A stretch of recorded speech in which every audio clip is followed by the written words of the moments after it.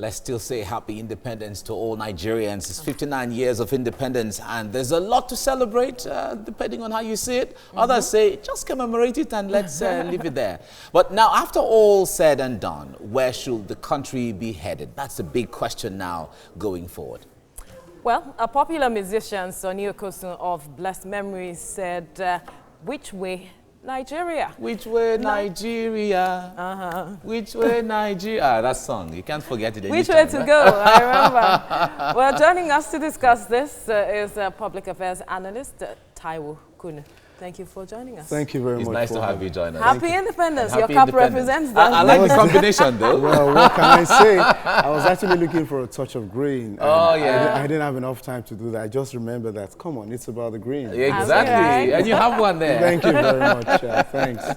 Okay. Now, when we talk about Nigeria, there's just so much to talk about. Most definitely. And the beauty of it is that there is no agreeing point because everyone has his own diverse perspective to it, which is the beauty of it if you see it in critical terms. Yeah. But if we have to look at something that is prosperous for everyone, if you put Nigeria on the platform and you want to really direct the compass, where do you think we should start from? Some say economy, some say political, some say social, some say orientation, some say different things. But where is the starting point really? The starting point is to mend our relationship as a nation, leave the economy, leave other issues. As a growing child, I remember very well that certain punitive measures were meted out against me by my father because I was quite an adventurous kid. And it got to the time I was to write my secondary school examinations, I realized my father changed his attitude towards me, and we started talking. He realized I was growing. I also started behaving myself more because my perspective of life changed. At that point in time, my father started respecting me, realizing that my ideals at that juncture obviously were different from what it used to be.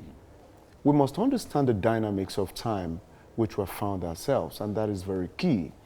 The fabrics of our relationship as a nation is a near tatters. So the point to begin would have to be mending those parts of the fabric that are already poked in holes and particularly may not be useful as adornment sooner than later. So how will the leadership of the nation begin? It is to first of all understand that more than half of this country's demographics are within the youth category. That simply tells you that the dimensions of relating with such persons must differ. Because if you don't understand that, then you're not going to have the proper people to hand over to. There is disenchantment in the land, which obviously is not peculiar to us as a people.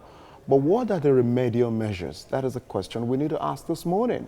And I must say that the leadership in their age, in their understanding, must begin to subject a lot of the situation, a lot of the occurrences of this country to very careful analysis why there is so much disaffection in the land, despite all they tell us to do, and even at times despite all we see that they are attempting to do to correct the challenges. So now let me give you one of the instances, because I do my careful research in some of those things. On the day the central bank was to actually bring out the policies of such charges on deposit and withdrawals, I was on the social media, particularly on Twitter with central bank, and I found out that even the central bank doesn't even understand that being the managers of people's financial destinies in this country, they should do blow by blow back and forth on Twitter. They didn't do that. Then at the same time I was on social media, the same night that Thatcher got evicted from the Big Brother Nigeria house, and I saw millions of people, opinion shapers, entertainment industries, even well-educated people, following the trend and commenting. The day after, millions had a lot of things churned out. It means that if people are not so particular about the economic or financial destinies of their life, but as it were, frivolities catch their attention, then I think government must take a sample from what actually generates excitement and followership and deploys to the things that really affect the people's lives. So that simply means government must begin to comfort, creating impression that it is very concerned about the things that affect people. You'd permit me again to do this. Omoyele Showore is less than 50. it falls within the demographics of those that really are more in population in Nigeria. What is its current predicament? Now, the predicament actually has some kind of spirit and impact on other areas, especially with the people that believe this young man epitomizes our struggle. What are his concerns at the moment? Such experiences indeed subtract from the kind of relationship that will help the bonding of this country.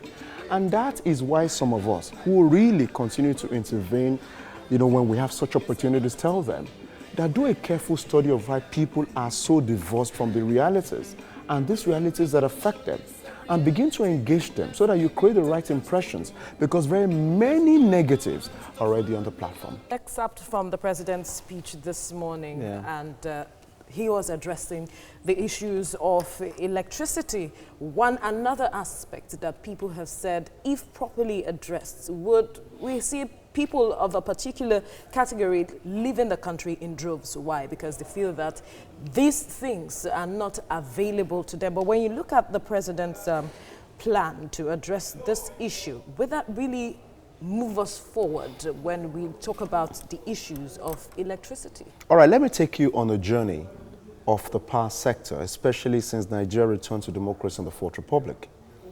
Obasanjo awarded certain contracts of power to a Chinese company.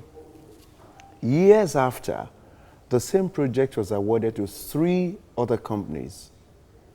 Nigeria is to pay in excess of about 5 billion. That really is not properly reported because there's litigation at the International Chamber of Commerce in France. That's established as I speak with you. Now, you're talking about the Obasanjo government that tried to revamp some kind of thing done with our airline. So we had Virgin Nigeria come into the country. Soon after I left, the Yaradua government cancelled it. And Virgin Nigeria obviously stopped using that name. It has gone through many naming ceremonies, about 4 after that, because they said there was corruption within the line. The P&ID debacle that is affecting us is definitely related to revamping what? Electricity in the country. 13 companies were awarded a contract. One of that is somewhere in the British Virgin Islands, of course also incorporated in Nigeria as the year 2006. There had been lots of problems. There are 12 other companies that were awarded that contract in this Nigeria. Nobody is talking about those persons. Did they have a contract? Yes, they did. What they are talking about so far is that the processes were not forthright, as it were. But do they have a contract? Essentially, yes. But the 12 other companies perhaps are quiet because they're in this country and they feel if we go to court, that may be the end of our companies. But the international litigation, or arbitration, as it were, doesn't look at that. Now, when you talk about the power sector, I'd like you to know that there's a 16 billion unaccounted for, also by a past administration.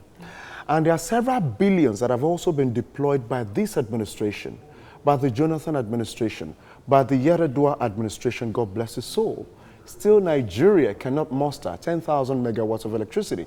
In the speech of the president, he talked about the national grid, revamping it from 3 gigawatts to something to 5 and all of that, that by 2023, when it rounds off, at least we'll have a measure contributed to the national grid.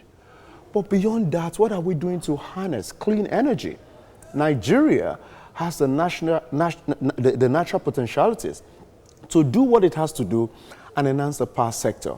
Why are we not deploying clean energy? In Kenya, for instance, they are using dung of animals to generate electricity, to power generators, as it were. I have to say here, the initiative of the president is not criminal at all. But there are 1,001 alternatives that we can also explore that would make us better. Nigeria contributes immensely to the academia in terms of physicists across the world. If you go to check patents that have been churned out only in the United States of America, only in the US by Nigerians, and I must say very sincerely here, 35–40% of that is of Igbo extraction. And up till today, they are contributing to the world. There's a power initiative in Saudi Arabia won by a Nigerian of Igbo extraction. Why are we not using the best of hands across the world that belong to us to really solve our problems? One of the problems will be that over time, not respecting agreements because an administration is out has made Nigeria suffer more than it should benefit. That's cost us a lot. And I must say here that until we learn these lessons of pain for the sins we commit because we don't respect documentations that have been appended, the power sector will also have its challenge. Don't forget that over 80% of the solutions we intend to provide for the power sector will be enhanced by foreign contributors, will be enhanced by foreign partners. If they don't do that in terms of funds, they do that in terms of expertise. Would we say that after the Buhari administration has rounded off its tenure, then we bungle those things that we have signed? So the power sector is not rocket science that cannot be dealt with.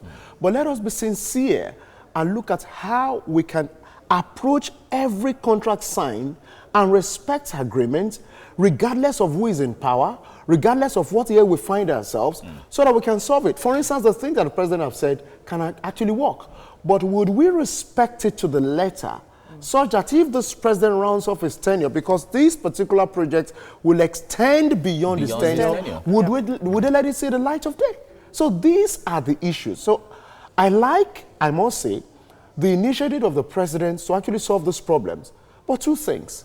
He must ensure that in all of the things appended, as a matter of fact, if we have to get courts to also append their own documents, that if he left office, no administration must disregard this. Let us also understand the specifics of every of the things that have been signed. All right, you want to generate 160 megawatts of electricity in the next 10 years. He has told us in the speech that between now and 2023, certain things are expected. I think you should take it beyond that level. Between 2023 and maybe 2027, what do we expect to see? Who are the major players? What are the amounts specified for each of those projects? The indigenization policy is also another thing what I must consider. Even if you say we don't have all of the expertise needed to help take care of this, who are the players from the home front that are participating in this project? When everything is clearly stated, we can always point fingers at who did not do what and who did what, and there'll be accountability. And there should be consequences in that regard, Most too, definitely, if anyone is found wanting. Yes, please. So much to talk about, Taiwo Kunu. Thank you so much for your insight into taking us on a journey of how we're supposed to be and all of that. Yeah. And if you measure where we're supposed to be and where we are now, I know there's a very big... There's a big line, but we've got a lot of work to actually do.